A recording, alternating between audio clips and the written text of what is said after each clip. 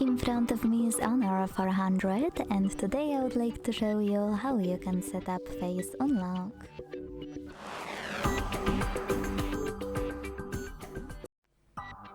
Begin by opening Settings and scrolling down to click on Biometrics and Password.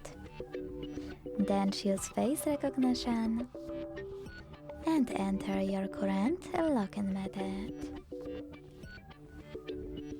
Now you need to tap on this icon if you wish to enable or disable Raise to Wake feature, and after you decided, hit Get Started at the bottom right corner.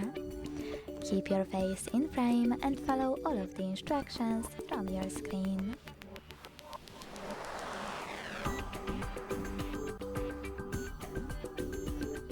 When you're done, you can operate all of those options however you want to, and then go back.